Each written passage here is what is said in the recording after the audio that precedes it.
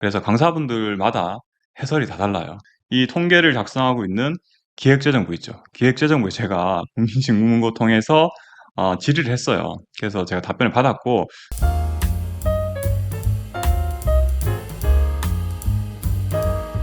안녕하세요. 당권행정학 김재준입니다.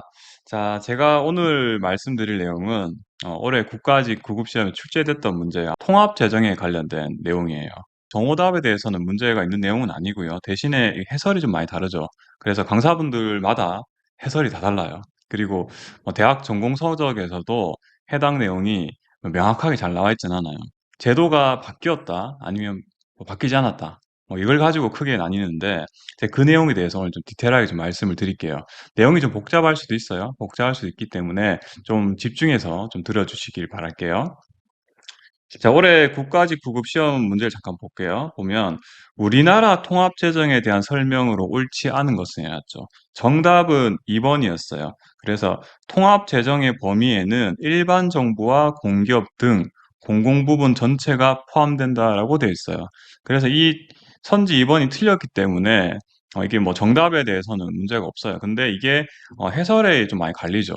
그래서 86GFS에 따라서 해설하신 분도 계시고요. 그 최근에는 뭐 01GFS로 바뀌었다라고 해설을 하신 분도 계시더라고요. 제가 다 해설한 거 다 확인을 해보니까 둘 중 하나더라고요. 자, 그래서 제가 이 내용에 대해서 좀 디테일하게 조금 다 확인을 해봤어요. 보니까 일단 우리나라 통합재정은 재정 통계의 객관적인 국제 비교를 위해서 IMF에서 발간하는 정부 재정 통계 매뉴얼이라는 게 있어요. GFSM이라고 좀 줄여서 부르고, 혹은 매뉴얼이라는 단어를 빼고 그냥 GFS라고 부르게 돼요. 어쨌든 1979년, 79년부터 이 IMF 기준에 따라서 작성을 하고 있고요.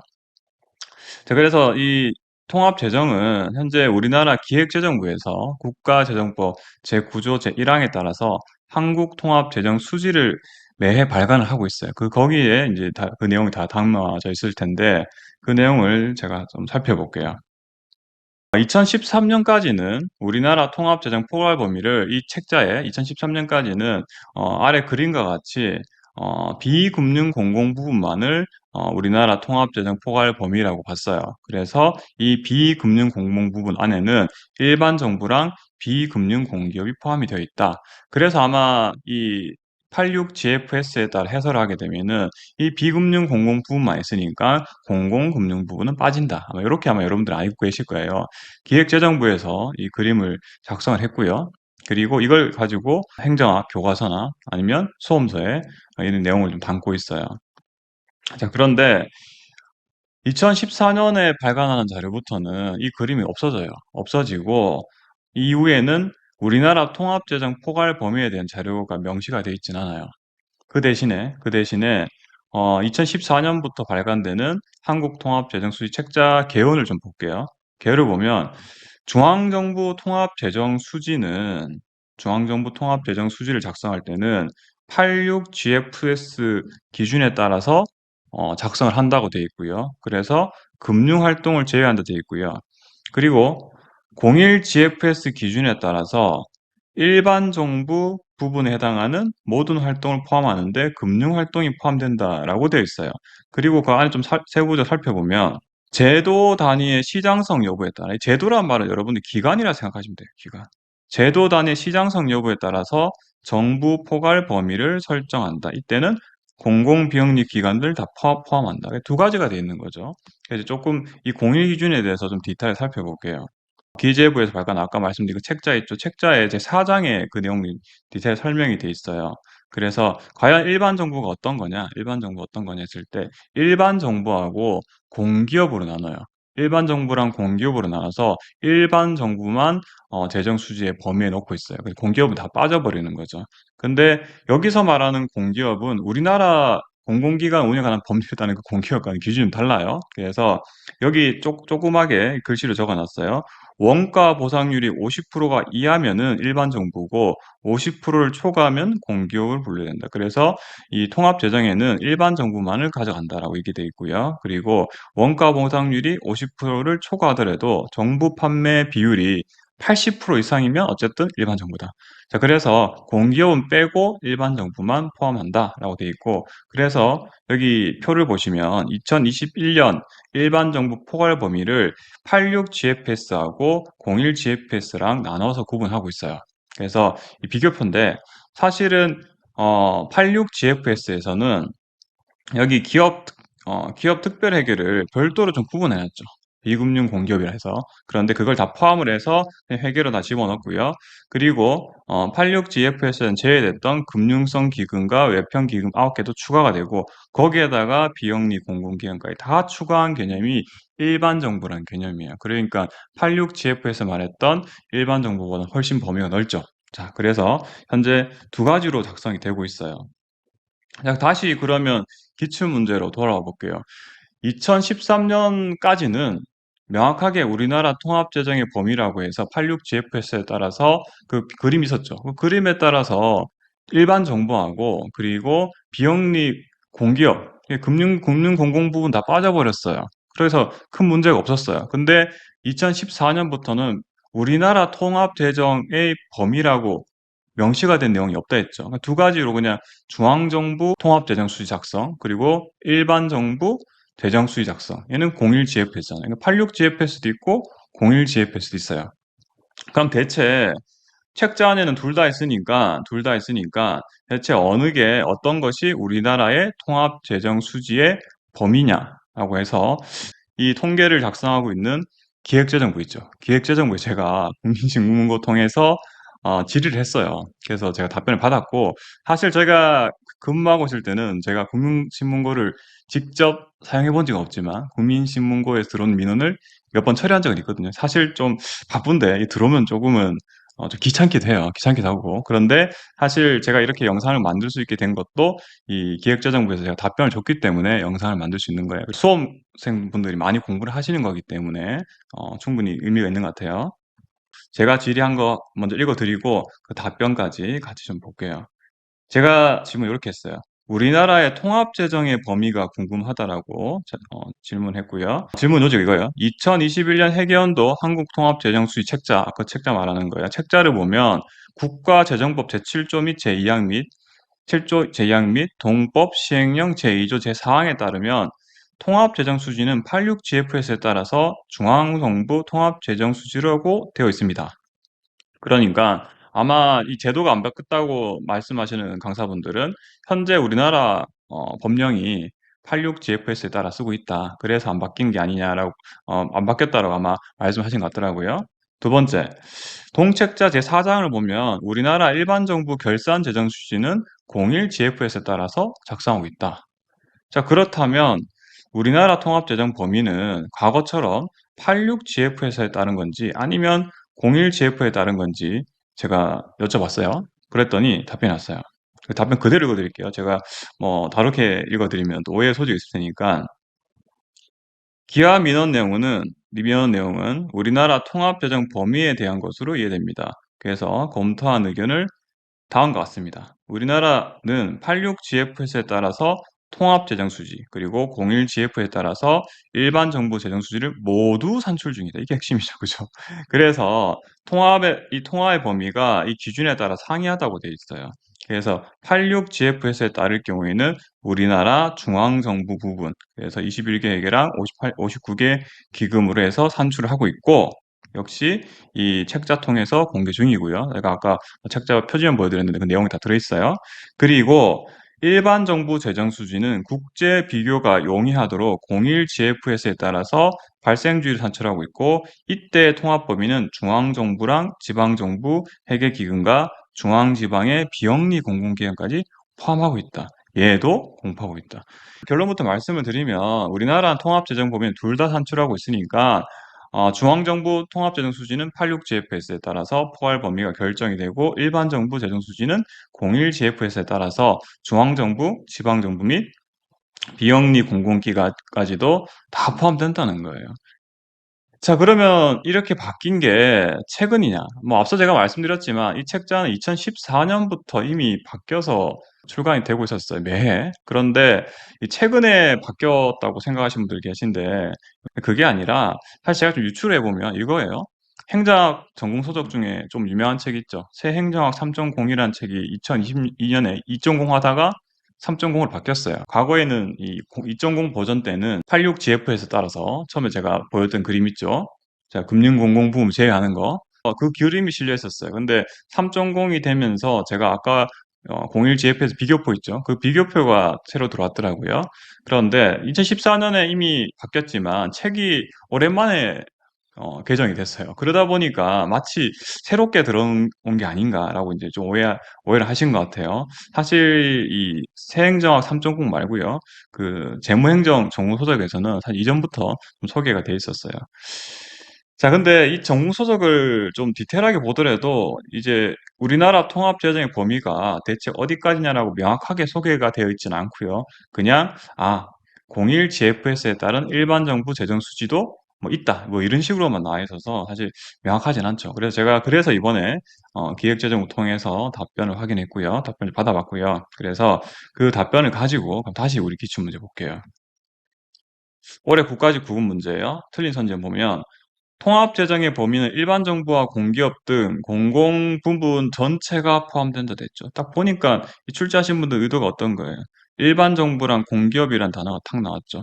그래서 일반 정부는 다 들어오고요. 그리고 공기업은 제외되는 거죠. 그래서 01 GFS를 적용하면은 통합재정의 범위는 일반 정부가 포함된다. 만약에 86 GFS 한다면 아예 일반 정부 안에서도 중앙 정부만 들어와야겠죠. 중앙 정부만. 자, 그래서 어쨌든 뭐 정답은 달라지지 않아요. 자, 근데 이 워딩을 좀 보니까 01 GFS를 가지고 출제를 한 것 같다. 자, 그리고 나머지 선지도 잠깐 보고 갈게요. 여러분 좀 통합재정 의미를 좀 힘들어 하시니까 세입과 세출은 경상거래와 자본거래로 구분해서 작성하고 있다. 실제로 어떻게 작성하고 있는지 보여드릴게요. 아까 책자 있죠? 책자 안에 보면 수입과 지출을 경상수입, 자본수입, 그리고 경상지출, 자본지출 이렇게 작성을 하고 있죠. 그래서 경상지출은 반복적인 지출이잖아요. 그래서 인건비나 업추비 이런 것들이고 자본지출에서 자산취득비죠. 물론 세부적인 내용들이 있어요. 자, 그리고요. 그다음 세 번째 선지 좀 볼게요. 정부의 재정이 국민 경제에 미치는 효과를 파악하고자 하는 예산의 분류 체계이다. 이렇게 설명. 사실 이 내용도 이 책자에 있는 내용은 그냥 그대로 가져온 거예요. 책자에 있는 내용 잠깐 볼게요. 통합재정의 도입 배경에서 이 기재부 책자예요. 보면은 이러한 재정 활동이 국민 경제에 어떠한 효과를 미치는지에 대한 정확한 분석이 필요하다. 그래서 도입했다라고 되어 있어요. 그리고 여기 이제 안에 보면은 박스 안에 보면은 이제 IMF 체제에 따라 통합 재정이 도입된 경위가 나와요. 여러분도 아마 기본 이 행정 정보 서적이나 수험서에 이 내용 들어있을 거예요. 사실 이 내용은 그냥 그대로 가지고 쓴 거예요. 그래서 IMF가 77년 내한해 가지고 우리도 통합재정 수지를 작성할 것을 권고를 했고요. 그래서 79년부터 작성하고 있다라고 돼 있죠. 자, 그리고 마지막 선지까지 같이 볼게요.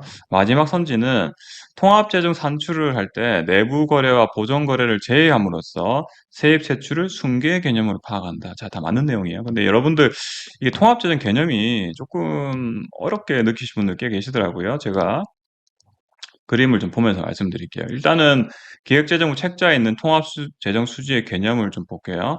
보면은 내부 거래 제외하고 보전 거래도 제외한다. 그래서 이 총계가 아니다. 순계라고 했죠. 그래서 순계, 그죠? 근데 재정 총계에는 당연하게 이 보전 거래 내부를 포함하고요. 순계는 빼는 거예요. 자, 제가 이렇게 비유를 들어서 좀 말씀을 드릴게요. 자, 간단한 그림이죠. 여기 이 계좌 1번 계좌랑 2번 계좌가 있어요. 근데 여기 예를 들어서 갑이라는 친구가 계좌를 두 개 가지고 있어요. 이 친구의 한 달 동안의 수입과 지출을 보니까 1번 계좌에서는 수입이 100만 원, 2번 계좌에서도 수입이 100만 원이 들어오고요. 지출도 각각 100만 원씩 있었어요. 자, 그러면은 이 갑이라는 사람의 수입과 지출 전체 얼마죠? 100 하면 결국은 200 벌어서 200 버는 사람이죠. 자, 그러면 국가 차원에서는 뭐 회계나 기금이 굉장히 많으니까 뭐 예를 들어 뭐 회계 기금이 한 100개 정도 된다 생각해 볼게요. 그러면은 각각의 회계한 기금의 수익과 지출을 이야기하면은 전체적으로 그 국가의 살림살이 규모를 파악하기 어렵겠죠. 그래서 수입 다 합치고 지출 다 합치는 거예요. 그리고 수입에서 지출을 빼버리면 지수가 나오겠죠. 자, 그래서 이 각 같은 경우에는 200을 벌어서 200을 쓰는 사람이에요. 자, 근데 제가 아까 내부 거래는 제외한다고 했죠. 내부 거래 어떤 건 이런 거예요. 사실 계좌 1번 계좌에서 지출 100만 원은 다른 데 어디 물건 사는데 구입하는 게 아니라 2번 계좌로 이체를 했어요, 이렇게. 내부적으로. 내 통장끼리 이체하시죠, 여러분들. 계좌 여러 개 가지고 계신 분들은 아마 내 계좌 1번 뭐 내 계좌 가진 것 중에 다른 계좌로 이렇게 이체하실 텐데, 이렇게 되면은 1번 계좌에서 지출한 100만 원하고 2번 계좌 수입인 100만 원은 사실은 내 것끼리 주고받은 것밖에 안 되죠. 실제로 내가 수입 활동이나 지출 활동 사실상 한 게 아니죠. 그게 다 빼야 된다는 거죠. 만약에 이걸 안 빼게 되면은 200만 원 벌어서 200만 원 쓰는 사람처럼 보이지만, 실제로 이 계좌 1번의 지출과 계좌 2번의 수입이 연결돼 있다면, 이걸 다 고려를 한다면 실질적으로는 이 사람은 100만 원 벌어서 100만 원 쓰는 사람밖에 안 되는 거예요. 그렇죠. 자, 그리고 보존거래라는 개념도 있어요. 보존거래는 개념은 어떤 거냐면, 가령 이제 뭐 내부 거래는 좀 지우고요. 지우고 이렇게 생각해 볼게요. 이 갑이라는 사람이 1번 계좌에 수입이 100만 원인 줄 알았는데 사실은 수입은 50만 원이고 50만 원은 빌린 거예요. 자, 그래서 100만 원을 지출했어요. 그럼 어떻게 되냐면 이 사람은 사실 수입이 얼마예요? 50만 원밖에 안 되는 사람이고 지출을 100만 원 한 사람이에요. 그렇다면 이 남은 빌린 50만 원을 우리가 보존거래한 거예요. 이거 다 빼야겠죠, 수입에서. 이거 안 빼버리면 마치 수입이 100만 원인 것처럼 보이잖아요. 그래서 실제로 이런 거 빼는 게 이제 순계 개념이에요. 자, 그래서 제가 간단하게 내부 거래랑 보존 거래 말씀을 드렸고요. 자, 점점 더 뒤에 볼게요. 다른 문제까지 같이 볼게요. 다음 기출 문제는 2019년 지방구급 문제예요. 지방구급. 자, 사실 이 문제도 통합재정의 기관 범위예요. 그러니까 통합재정의 범위 혹은 기관 범위 혹은 회계 범위도 할 수 있어요. 회계 범위. 이게 지금 기관 범위라 좀 명시를 해놨는데, 이번 선지 역시 기관 범위라고 출제를 했어요. 그래서 86 GFS에 따른다면 현재 우리나라는 중앙정부만 포함했죠. 기관을 기준으로는. 당연하게 이 경우에는 지방자치단체는 포함이 안 돼요. 이게 틀린 내용이 아니라 이게 맞는 내용이에요. 당연히 포함이 안 되니까. 그런데 공공기관이 포함된다 했죠. 근데 현재 우리나라 기준 86 GF에 따를 때는 중앙정부만 포함을 하기 때문에 공공기관이 포함 안 되고 지방자치단체도 당연히 포함이 안 돼요. 근데 뭐 좀 이상하긴 하죠. 사실 이 문제도 01 GFS를 출제한 것으로 보여요. 그래서 01 GFS를 적용하면 일반 정부만 포함하죠. 일반 정부의 기관 범위에는 중앙정부, 지방정부, 비영리 공공기관으로 돼 있어요. 그렇기 때문에 해설하게 되면 공공기관 중에서는 비영리 공공기관만 포함이 되고, 그리고 지방정부도 포함을 하게 되는 거죠. 이번 틀린 내용이고 정답은 1번이죠. 나머지 선지 틀린 거 좀 볼게요. 그래서 이렇게 해설이 달라진다는 거예요. 세 번째 선지예요. 국민의 입장에서 느끼는 정부의 지출 규모다. 내부 거래는 포함한다. 내부 거래 아까 포함 안 한다 했죠. 내부 거래는 내 계좌에 주고받는 거잖아요. 이건 사실상 실질적인 거래가 아니죠. 그죠? 그리고 네 번째, 2005년부터 정부의 재정 규모 통계로 사용되고 있다. 아까 제가 IMF 1979년부터 쓰고 있댔죠. 그리고 세액과 세출을 총계가 아니라 순계, 그래서 내부 거래랑 보존 거래 제외한 순계 개념으로 파악하고 있는 거예요. 자, 여기 정리하시면 되고요. 자, 마지막으로 좀 살펴볼 거는 2016년 지방교육 행정 구급 문제예요. 제가 작년에 출간한 기출 문제 중에서 유일하게 한 문제 딱 빠진 문제가 있어요. 한 문제만 제가 안 넣었어요, 일부러. 근데 워낙에 수험생분들이 공부를 깊게 하시다 보니까 이 문제가 빠진 거 아시더라고요. 근데 사실은 제가 방금 설명드린 내용을 다시 정리해드리면 이 문제가 좀 이상할 거예요. 왜냐? 2016년에 출제한 문제죠. 2016년이면 이미 현재처럼 바뀌었죠. 86 기준으로만 작성한 게 아니라 중앙정부에 대해서는 86 기준으로 통합재정수지를 작성했고요. 그리고 일반 정부 재정수지는 01 기준으로 작성을 하고 있었어요. 자, 그런데 문제를 좀 볼까요? 정답은 벌써 2번인데 2번이 틀려서 금융공공부분 및 비금융공공부분이 포함한다 되어 있죠. 사실은 이거 해서 어떻게 됐을 거냐면 금융공공 부분은 제외한다라고 딱 돼 있을 거예요. 사실 이렇게 되려면은 86GFS에 따라서 우리나라 통합 재정의 범위, 아까 처음에 바뀌기 전 그림 보셨죠? 그거를 염두에 두고 출제한 문제예요. 그러면은 이미 2016년 당시에는 바뀌었잖아요. 그냥 그 바뀐 걸 현재처럼 바뀐 제도 하에서 이 선지를 좀 적용을 해볼게요. 중앙정부는 86GFS를 하고 있죠. 86GFS를 하고 있죠. 그래서 이 상황을 좀 잘 살펴보면은 중앙정부만 해당되기 때문에 금융공공 부분은 당연히 빠질 거고요. 근데 01 GFS에 따라서 일반 정부를 포괄 범위로 본다면은 금융공공 부분이 다 빠지진 않아요. 금융공공 부분 일부 들어오죠. 아마 기금이 추가됐다고 말씀드렸잖아요. 그렇기 때문에 이번 선지가 틀렸다고 말하기가 어려워요. 이해가 되시죠? 그래서 제가 이 부분이 사실 명확하지 않아서 문제를 뺐어요, 아예. 자, 여러분들 혼선이 있는 것보다 문제를 빼는 게 낫잖아요. 그죠?